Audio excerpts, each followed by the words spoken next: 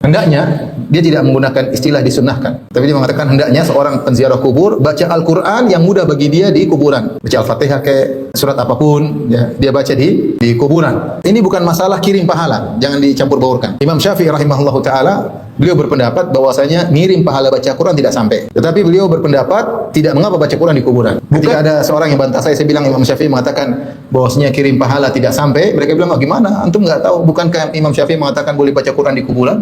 Ini masalah berbeda. Rumput-rumput tidak boleh ditebang. Kalau rumput biarin aja. Karena kalau kamu mencukur rumput-rumput di kuburan, mengurangi kebasahan. Kalau mengurangi kebasahan, repot. Kasihan dia lagi senang basah-basah. Yuriduna an yutfi'u nurallahi biafwahihim. Ziyaratul kubur. Saya baca ziyaratul kubur allati dufina fiha al-muslimun mandubatun lirijal bil ijma'. Menziarahi kuburan yang di situ itu pemakaman yang di situ kaum muslimin dikuburkan, hukumnya sunnah bagi laki-laki dengan ijma' ulama. Artinya menunjukkan bagi wanita ada khilaf. Bagi wanita ada khilaf. Untuk laki-laki ijma' dianjurkan untuk ziarah kubur. Liqauli sallallahu alaihi wasallam fil hadits sahih. Berdasarkan sabda Nabi sallallahu alaihi wasallam dalam hadis yang sahih, kuntu nahaitukum an ziyaratil kubur fazuruha. Dulu aku pernah melarang kalian ziarah kubur. Aku pernah melarang. Sekarang ziarahilah. Sekarang lama menjelaskan dalam suatu bab disebutkan, kalau nggak salah perkataan Muhallab, kenapa Rasulullah SAW melarang, dalam suatu bab disebutkan karena Rasulullah takut orang terjerumus dalam kesyirikan. Ya, karena masih ada sisa-sisa baru masuk Islam. Ketika iman sudah kokoh maka ziarahi. Fa innaha tudzakirul akhirah, karena menziarahi kubur itu akan mengingatkan akhirat. Wa qad marra ma'aka haditsu ziyaratihi sallallahu alaihi wasallam qabra ummihi, dan telah lalu bagaimana engkau tahu hadis tentang ziarah kuburan di mana Nabi menziarahi kuburan ibunya. Wala yundabu laha waqtun muhaddad, dan tidak disunnahkan waktu tertentu. Kapan saja mau ziarah silakan. Tidak ada maksudnya dikatakan sunnah ziarah kubur tanggal 1 Ramadan, enggak ada. Atau sunnah ziarah kubur tanggal 1 Syawal, enggak ada ya. Bahkan kalau 1 Syawal kayaknya kurang pas karena itu hari senang-senang ya. Hari senang-senang, ada 2 tanggal 3 tapi kalau seorang ingin menziarahi kuburan karena kebetulan momennya pas lagi liburan, lagi pulang kampung, oke. Tapi jangan meyakini bahwasanya ziarah kubur 1 Ramadan sunnah, ziarah kubur 1 Syawal sunnah. Yang bilang tidak sunnah penulis mazhab Syafi'i. Beliau mengatakan wala yundabu laha waqtun muhaddad. Tidak ada waktu tertentu dikatakan sunnah ziarah apa? Kubur. Jadi ziarah kubur kapan saja, mau siang, malam, sore, maghrib terserah. Mau tanggal 1 Ramadan, 2 Ramadan, sebelum Ramadan, setelah Ramadan terserah. Kalau ada yang ingin ziarah pas Ramadan silakan, tapi tidak dikatakan apa? Sunnah waktunya tersebut. Ziarah kuburnya sunnah tapi waktunya jangan dibilang apa? Sunnah. Kapan saja silakan ziarah kubur. Tapi itu laki-laki disepakati. Amman nisa, adapun para wanita, fayukrahu lahunna ziyaratuha. Para wanita dimakruhkan untuk ziarah kuburan. Kenapa? Li'annaha madinatun litabarruj wa nuwah wa raf'il aswat. Karena ziarah kubur bagi wanita ini rawan potensi mazinah, yaitu potensi untuk bertabarruj, berhias. Dan sebagian wanita keluar ke kuburan pakai pakaian yang menggoda, kemudian pakai lipstik dan macam-macam, pakai spidol di wajahnya. Bagi laki-laki antara nangis dan gembira melihatnya. Jadi makruh, hukumnya apa? Makruh. Kalau harus keluar maka jangan seperti itu, karena bertabarruj hukumnya tidak boleh. Jadi karena kemudian juga potensi dia untuk niyahah, untuk meratapi, potensi untuk angkat suara, jangan.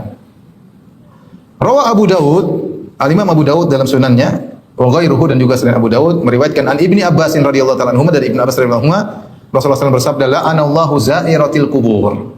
Allah melaknat wanita-wanita penziarah kubur. Artinya wanita-wanita yang ziarah kubur kemudian melanggar aturan dilaknat, menunjukkan dosa besar. Mungkin dia ziarah kubur tapi meratapi, mungkin dia ziarah kubur tapi dia bertabarruj. Ini semua maksud dalam hadis ini. La'anallahu za'iratil kubur. Allah melaknat wanita-wanita penziarah kubur, yaitu yang ziarah kubur dengan melanggar. Walakin yusannu, mereka merajihkan penulis ini, walakin yusannu lahunna ziyaratu qabri Rasulillah sallallahu alaihi wasallam, tetapi disunahkan untuk ziarah kuburan Rasulullah sallallahu alaihi wasallam. Wa yanbaghi an yalhaqa bidzalik qubura an yulhaq bidzalik quburu baqiyatil anbiya'i was salihin. Menurut ini kita bacakan bahwasanya demikian juga disunahkan, kalau disunahkan untuk ziarah kuburan Nabi sallallahu alaihi wasallam, maka disunahkan juga untuk ziarah kuburan orang-orang saleh. Kuburan nabi-nabi yang lain dan kuburan orang-orang saleh. Syaritata alla yakuna tabarrujun wa ikhtilatun wa izdihamun wa iltisaqun birrijal. Dengan syarat tidak boleh ketika pergi ke kuburan-kuburan tersebut ada tabarruj, berias, campur baur, desak-desakan, nempel dengan lelaki, ini semua tidak boleh. rafu aswat, ngangkat suara, mimma huwa madhinatul fitnah, ini potensi timbulnya fitnah. Wa ma aktsarahu fi ziyaratihinna. Dia tutup, beliau mengatakan, mereka berkata, penulis 3 orang mengatakan, wa ma aktsarahu fi ziyaratihinna, dan betapa banyak para wanita ketika ziarah seperti ini. Tabarruj, campur laki-laki perempuan, desak-desakan, laki-laki perempuan di luar desak-desakan. Kemudian nempel dengan lelaki, angkat suara, ya ini semua tidak boleh ya. Tapi di sini kita tahu bahwasanya ulama Syafi'i berpendapat ziarah ke kuburan Nabi dan kuburan orang-orang saleh itu masalah pembahasan tersendiri, ada pembicaraan di kalangan para ulama, tapi inilah fikih dari mazhab Syafi'i. Baik, min adabi ziyaratil kubur, adab ziarah kubur, idza dakhala zair al-maqbarah, jika penziarah masuk di kuburan, nudiba lahu an yusallima 'alal mauta qailan. Maka disunahkan dia untuk memberi salam kepada para mayat-mayat dengan berkata, assalamualaikum dara qaumin mu'minin. Keselamatan bagi kalian wahai penghuni kuburan. Wa inna insyaallahu bikum lahikun. Kami insyaallah nyusul kalian. Insyaallah di sini bukan keraguan tapi memastikan. Insyaallah terkadang untuk meragukan, terkadang untuk memastikannya. Terkadang untuk menghindar. Dan besok kamu pergi insyaallah, insyaallah. Tapi saya tidak bisa memastikan, makanya saya bilang apa? Insyaallah. Besok kamu hadir insyaallah, maksudnya tidak. Supaya saya tidak bilang jadi, saya bilang insyaallah untuk kabur. Padahal insyaallah itu maksudnya saya akan berusaha, tapi saya tidak bisa memastikan karena belum tentu saya bisa. Yang kedua, insyaallah litahqiq. Insyaallah, kata dukhulul masjidil haram, insyaallah aminin. Kata Allah, kalian wahai para nabi dan para sahabat akan masuk ke Masjidil Haram insyaallah dalam kondisi aman, insyaallah maksudnya pasti. Nah, di antaranya insyaallah ini, wa inna insyaallah bikum lahikun, kami insyaallah nyusul kalian insyaallah sini, pasti atau tidak? Pasti, makanya litahqiq. Makanya kalau ziarah kubur dia mengingat akhirat, karena dia mengatakan wa inna insyaallah bikum lahikun, kami akan nyusul kalian. Subhanallah, dan kuburan situ ada orang kaya, ada orang ini, orang muda, orang tua, ya macam-macam. Saya kemarin baru ke rumah sebagian saudara-saudara kita, ada dia punya anak masih muda, masih umur 30-an, udah punya anak 3 meninggal Covid, umur 30. Subhanallah, 31 kalau nggak salah. Hidup. Kemudian juga ada umur berapa, 24 kalau nggak salah, nggak ada komorbid, nggak ada, sering olahraga teratur, meninggal. Nggak ada yang nggak ada sebab, nggak ada penyakit sebelumnya. Kalau sehat ketabrak ya banyak, itu memang karena ketabrak. Tapi maksudnya nggak ada sebab apa-apa, olahraga teratur ya. Sampai sebagian orang saya mengatakan, Ustaz, sebagian teman saya seumur saya pada meninggal karena teratur olahraga. Oh, kamu masa kayak gitu? Yang benar aja. Maksudnya nggak usah olahraga. Jadi hati-hati, seorang pun olahraga jangan sampai terlalu pede. Olahraga jangan berlebihan, harusnya. Intinya namanya meninggal kita nggak tahu kapan. Jangan bilang kita kekar-kekar meninggal ya. Sebenarnya kurus ramping ternyata meninggal, yang gemuk masih hidup. Ada sebagian gemuk cepat mati, yang kurus masih hidup. Nggak tahu. Makanya kematian tidak disyaratkan harus tua, tidak disyaratkan harus sakit, tidak disyaratkan harus ada komorbid, tidak disyaratkan harus kurus, tidak disyaratkan harus gemuk. Pokoknya kalau Allah ingin cabut nyawa seorang maka mati. Kalau mati bilang jantung, kena penyakit jantung. Jantungnya udah berhenti gimana? Semua orang mati nggak tahu sebabnya, dibilang apa? Jantungnya memang kalau dicabut nyawanya sudah jantungnya apa? Berhenti. Tapi intinya ya, banyak orang yang meninggal tanpa diduga. Wa kam min sahihin mata min ghairi illatin. Betapa banyak orang sehat walafiat tiba-tiba meninggal tanpa didahului sakit. Ya. Wa kam min sabiyyin yurtaja hayatuhu. Ya, betapa banyak anak kecil ya diharapkan hidup panjang umur. Wa kam min fatan ahmsa wa asbaha dhahikan. Betapa banyak pemuda yang sore hari, pagi hari masih tertawa, tahu-tahu waqad udkhilat ajsaduhum zulmatal qabri. Tahu-tahu di malam hari dimasukkan ke dalam liang lahat. Subhanallah. Kafa bil mauti wa aidan, sebagaimana diriwayatkan sebagian sahabat mengatakan cukuplah kematian menjadi pelajaran bagi kita. Orang kalau maksiat berhenti dulu lah, karena kita nggak tahu kita meninggal dalam kondisi apa. Semoga Allah mengampuni dosa-dosa kita. Kemudian perhatikan, ini menurut mazhab Syafi'i, saya bacakan ya, kita amanah kita sampaikan. Wal yaqra indahum mata yasara minal Qur'an. Hendaknya dia tidak menggunakan istilah disunnahkan. Tapi dia mengatakan hendaknya seorang penziarah kubur baca Al-Qur'an yang mudah bagi dia di kuburan. Baca Al-Fatihah kayak surat apapun ya, dia baca di kuburan. Ini bukan masalah kirim pahala, jangan dicampur baurkan. Imam Syafi'i rahimahullahu taala beliau berpendapat bahwasanya ngirim pahala baca Quran tidak sampai. Tetapi beliau berpendapat tidak mengapa baca Quran di kuburan. Bukan masalah kirim pahala kepada penghuni kubur, tetapi mereka ulama Syafi'iyah mengatakan kalau kita baca Al-Quran maka akan datang rahmat, dan sang mayat sangat butuh dengan rahmat. dengan turunnya rahmat bagi orang baca Quran akan berefek bagi penghuni kubur. Ini bukan masalah baca Quran, karena sebagian ketika ada seorang yang bantah saya bilang Imam Syafi'i mengatakan bahwasanya kirim pahala tidak sampai. Mereka bilang, gimana? Antum nggak tahu? Bukankah Imam Syafi'i mengatakan boleh baca Quran di kuburan? Ini masalah berbeda. Kalau dia jeli tentang fikih Syafi'i, dia tahu ini masalah berbeda. Ya, masalah ini bukan masalah, makanya di sini disebut dan tidak disebut masalah kirim baca Quran. Saya bacakan lengkapnya. Wal yaqra indahum ma tayassara minal Quran. Maka hendaknya seorang penziarah baca Quran di kuburan. Fa inna rahmata tanzilu haitsu yuqra'ul Quran. Karena rahmat Allah turun ketika dibacakan apa? Al-Quran. Ya.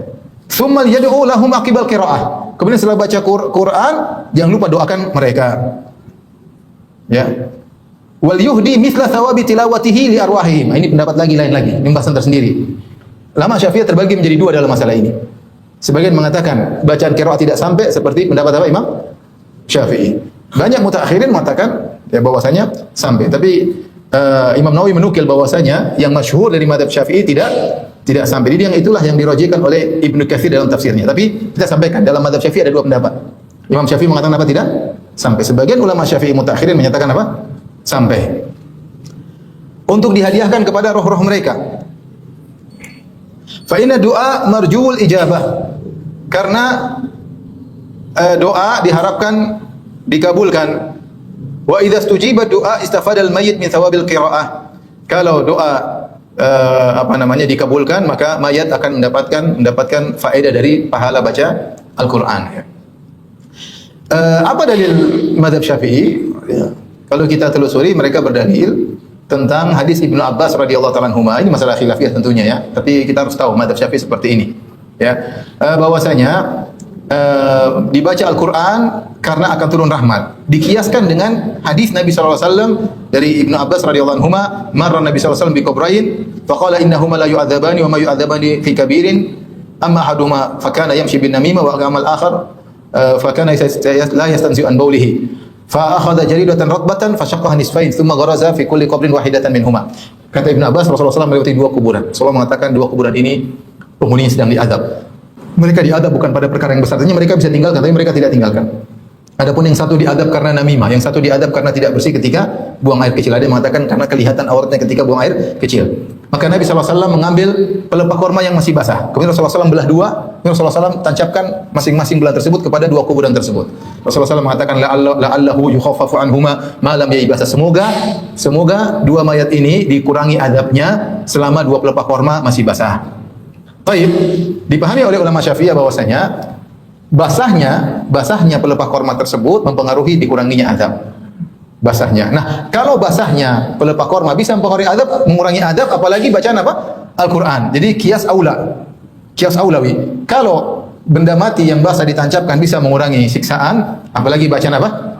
Al-Quran. Tapi ini pendalilan tentu jadi permasalahan bahwasanya Nabi hanya melakukannya sekali, kemudian para sahabat tidak menirunya, dan terkurangnya adab. Rasulullah melakukan demikian karena Rasulullah tahu ilmu gaib bahwasanya mereka sedang diadab. Rasulullah SAW tidak pasang di kuburan Abu Bakar, di kuburan para sahabat yang lain, di syuhada Uhud, enggak. Tapi Rasulullah memang sedang diadab, maka kita tancapkan ya. Nah, kita enggak tahu diadab atau tidak. Atau diadab kita. Tapi itu pun kekhususan Nabi SAW. Makanya Rasulullah SAW mengatakan, la'allahu yukhaffafu anhuma, semoga dikurangi selama tidak kering. Maksudnya apa? Kata para ulama, ini doa Nabi SAW memberi syafaat kepada dua orang ini, tapi syafaatnya bertempo sampai pelepah korma ini apa? Kering. Kalau sudah kering maka terlepas lagi syafaat Nabi SAW. Karena kalau kita melihat ini khusus Nabi SAW yang kedua, tidak ada kaitannya bahasa sesuatu dengan apa? Dengan dikuranginya adab. Ketika ditanya kenapa mengurangi adab, karena dia basah. Kenapa basah mengurangi adab? Karena sedang bertasbih. Kalau tasbih benda mati mengurangi adab, apalagi bacaan Quran orang hidup. Ini sisi kiasnya, paham? Ketika ditanya kenapa pelepah yang basah membuat adab dikurangi, kata mereka karena pelepah basah bertasbih kepada Allah. Kalau pelepah benda mati bertasbih kepada Allah mengurangi adab, apalagi bacaan Quran dari orang yang hidup. Dibantah. Nah, emang kalau pelepah kering tidak bertasbih? Yusabbihu ma fi samawati lahu ma fi samawati wa fil ard. Semua bertasbih kepada Allah Subhanahu wa taala. Tidak disebutkan yang basah-basah doang ya. Batu bertasbih, pohon korma bertasbih, makanan bertasbih. Jadi intinya demikian. Yang benar bahwasanya Allah alam bisawab, bahwasanya dikurangi adab tersebut karena doa Nabi sallallahu alaihi wasallam ya. Dan syafaat Nabi tersebut bertempo ya. Ya Allah alam bisawab. Akhirnya sekarang orang banyak berinisiatif. Di antaranya ada yang pasang kendi, saya lihat sendiri pasang kendi, isi air. Basah ya, basah. Ya, nyambung karena kelapa basah ya. Kalau kelapa korma mungkin basahnya 2 hari 3 hari. Kalau kendi bisa lama ya. Bisa lama sehingga ini inisiatif berdasarkan hadis ini. Saya baca lagi kemarin ada yang melarang. Apakah ini pendapat fuqaha atau tidak? Artinya rumput-rumput tidak boleh ditebang. Kalau rumput biarin aja.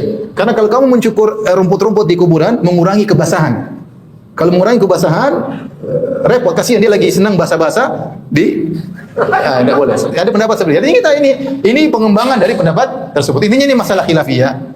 Saya ingin sampaikan masalah itu, tapi berhak untuk memilih. Kalau saya disuruh pilih, saya pilih pendapat bahwasanya tidak disunahkan apa? Demikian. Tapi kalau ada yang melakukannya, ya kita tidak melarang karena itu pendapat mazhab apa? Syafi'iyah. Paham? Ingat, ini semua dilakukan bukan untuk minta kepada penghuni kubur. Semua yang disebutkan oleh ulama Syafi'iyah, meskipun mungkin kita berselisih dengan mereka, semuanya adalah terkait dengan naf'ul mayyit, memberi manfaat kepada mayat. Bukan ngambil manfaat dari apa? Mayat. Entah baca Quran supaya turun rahmat, paham? Atau mengirimkan pahala bacaan, menurut pendapat sebagian ulama Syafi'iyah, semuanya memberi faedah kepada mayat. Bukan sebaliknya datang minta kepada